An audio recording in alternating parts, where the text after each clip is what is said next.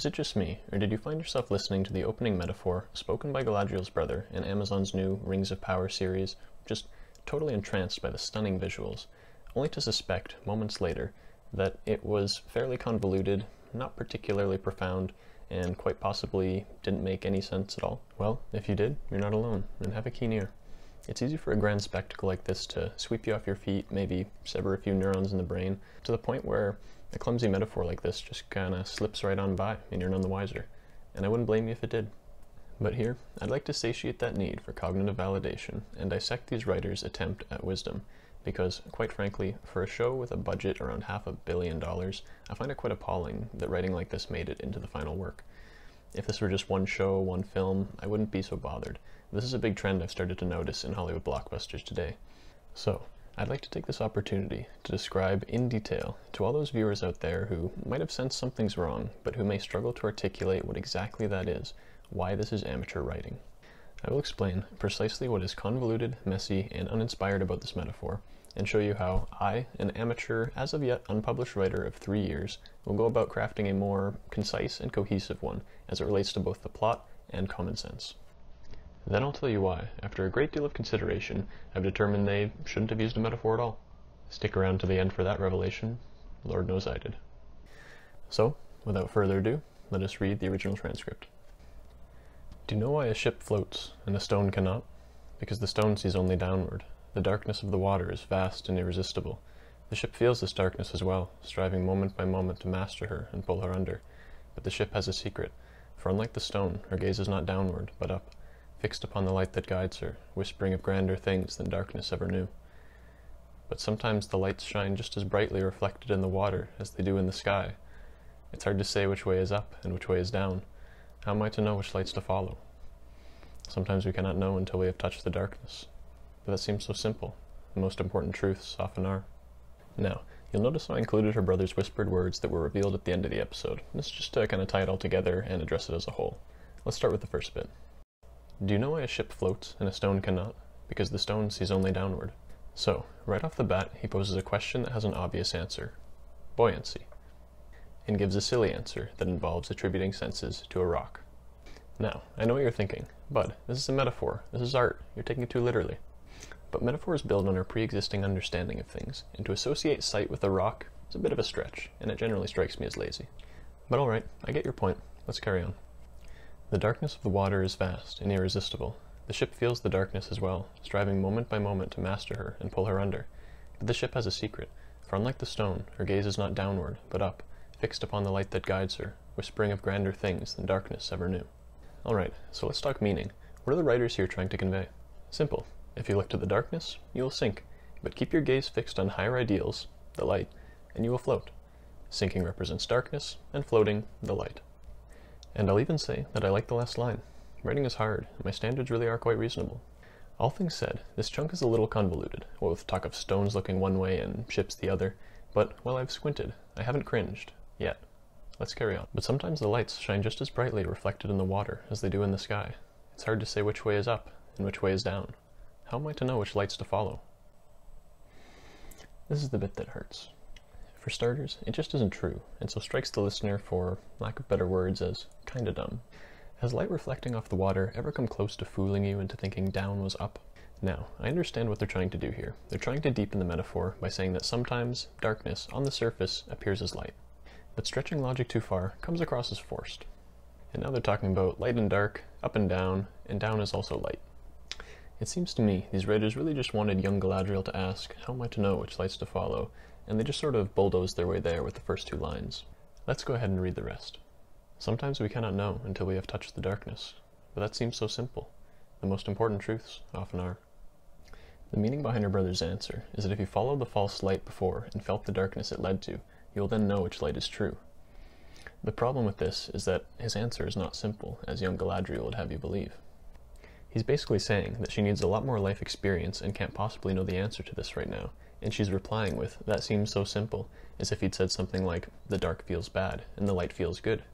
So again, there's this contextual disconnect, as if the characters are just saying lines, as opposed to really speaking with one another. Now, if this metaphor existed on its own, it would be a little messy, but nothing I couldn't forgive after a nice hot sauna and an hour sitting cross-legged under a Bodhi tree. But no, They tied this metaphor into the plot by having it come up at the very end when Galadriel is on the ship about to traverse the light of the Undying Lands, and everything falls apart. For you see, she dives off the ship, sinking like a stone into literal darkness and away from the literal light that shines above. And the writers have used this metaphor as her reason for doing so. I mean, if you consider the light of the Undying Lands to be the false reflected light that is actually the darkness she should avoid, and diving underwater as floating, and the light in her heart to be the good light, then you may start to see what the writers were intending here, if they were intending anything specific at all. I suppose one can only hope. But boy, is it a mess. Wisdom is making complex realities simple, not twisting them all up into knots. Then, how do you write a decent metaphor, you might ask? Let's get into it. First off, I'll keep with the original and use ships and stones, because I want to focus on the metaphor and how it relates to the plot that's presented. Why a ship? Because in the end scene, Galadriel's jumping from the ship, and I need to tie these together. Why stones? Because in the first scene, the mean boy is throwing the stone, and this is the pretext for her brother to impart this wisdom.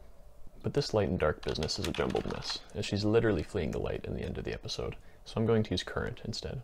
This is because the little toy boat in the beginning, despite her claim, is not sailing but being pushed along by the river's current, and her decision to jump from the ship at the end of the episode is akin to taking her fate into her own hands, or swimming against the current, so to speak. Now, I filmed a whole video going step by step through my process of revision, drafts 1 through 5, but I've decided to make that a separate video for those interested not just in the dissection of this clumsy metaphor, and my attempt to rewrite it, but in the crafting of prose. Because I know how scarce detailed prose content is on YouTube, and how starved beginner writers are for it. I know I was. And that scary prose is what I want this channel to be all about. Just bear with me as I get going, learning on the fly here.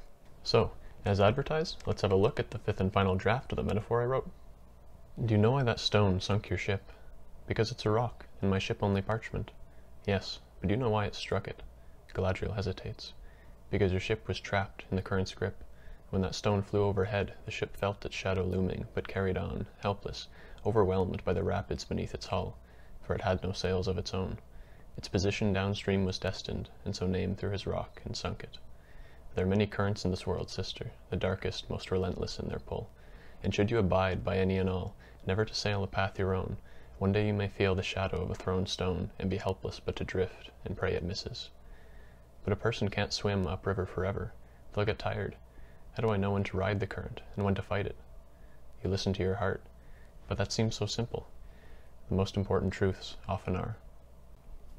Now, I could touch this up all day until it's as polished as Mr. Miyagi's car, but I think it does the trick. Let's get into why I think it's an improvement. First off, it stays on track. The current is a metaphor for the external forces in the world which sway one's actions, and in the end of the episode, when she's forced to decide between going to the Undying Lands and jumping off a ship hundreds of miles out to sea, but let's not get into that. The metaphor reminds her that when it comes to raising her sails and taking destiny into her own hands, she must listen to her heart, and that if she chooses wrong, disaster might befall her, or in this case, everyone else. It's concise and doesn't go off on any tangents. Galadriel also responds to the question, do you know why that stone sunk your ship, in the obvious way you'd expect a child to, by saying, because it's a rock, and my ship only parchment, before her brother elaborates with his metaphor. And his answer is based on the literal truth of someone being able to hit a predictably moving target with a rock before it takes some artistic liberties. This makes it more relatable to the situation she was in, as well as to life as a whole, and is thus easier for the reader to grasp. None of this rocks looking down and ships looking up nonsense, which listeners will instinctually knit their brow at. Perhaps the meteor scene flying across the lands even reminds her of the thrown stone and thus the metaphor, but I don't know where this comes from, so I can't say if it would make any geographical sense, just a thought. Secondly, the truth her brother states is actually simple, and because he said, you listen to your heart, it actually makes sense when Galadriel jumps from the ship, as opposed to the line, sometimes we cannot know until we have touched the darkness. Which is a strange thing to come to mind while she is literally touching the lights of the Undying Lands. It definitely requires some mental gymnastics on the part of the viewers, unless, of course, light is darkness, up is down, and sinking is floating, as the original writers expected you to understand by this point. Also, in my revised metaphor, Galadriel's question, but a person can't swim upriver forever, they'll get tired. How do I know when to ride the current, and when to fight it, is understandable, instead of jumbling everything up with talk of light reflecting off the water, and questions like, how do I know which way is up and which way is down? Again, it's best to be relatable. Swimming upriver is tiring, and everybody understands that, while also understanding that swimming upriver is a metaphor for taking destiny into your own hands. Nobody relates to getting confused about which way is up and which way is down just because some lights are reflecting off the water. Now, it was at this point, upon examining my metaphor to see how it fits in with the existing plot, that I realized the first scene in the episode had to change. While I do believe my metaphor is an improvement upon the original, I now believe that it was an amateur move to use a metaphor at all. Because if you're trying to tie together two scenes with a metaphor, the one with the paper boat in the beginning and the one when she's on the ship at the end, the scenes have to be related on some fundamental level. This may sound obvious, but it's often the most obvious things which pass us by as writers. The reason no metaphor works well here is because no metaphor can be applicable to both scenes, as they have nothing in common but boats. This is why I would forgo with the metaphor entirely, and instead use good old-fashioned storytelling to support Galadriel's revelation when she jumps off the ship. In the opening scene of my story, Galadriel would not be alone in sending her paper boat on a voyage down the river. She would have a friend who boasts a paper boat of her own. They would send them down the river at the same time, then run along the river bank beside them. Only her friends would fall behind for one reason or another, reeds maybe, becoming a perfect target for the mean boy to throw stones at. Galadriel wants to tackle the boy, so her friend's boat might survive, but then she sees her own heading towards the mouth of a cave, where it may disappear forever. She doesn't know where it leads. So, she makes the selfish choice, as children tend to do, and saves her own ship, allowing her friends to be sunk by the mean boy.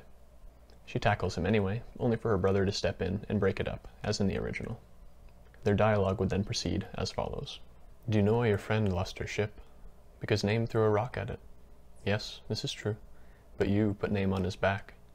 Galadriel looks down and twirls a blade of grass around her finger, ashamed. There wasn't time. My boat, the cave would have swallowed it. You could have let it go. But that's not fair. Nothing worth anything is fair, sister. Sacrifice least of all. Then, in the end scene, upon the reveal of this whispered answer, she leaps majestically from her ship and swan dives into the sea 100 miles offshore. But setting that aside, this simple conversation would have taught her the lesson that it's better to sacrifice something she values, in this case her eternal life and happiness in the Undying Lands, than to allow something others value to perish, in this case all of Middle-earth. It's not fair to her, but it's the right thing to do. Now, I could fiddle with this a little more and polish it up, but quite frankly, I've given far too much brain juice to this clumsy metaphor, and I need to save some for my own novel. I'm about 150,000 words into my third rewrite, and come hell or high water, it's getting done. Let me know in the comments if you guys feel me. And, more importantly, let me know if you think the metaphor and or scene I wrote is an improvement. Or do you see some hidden genius to the original words these Rings of Power writers have penned that I am blind to? Until next time.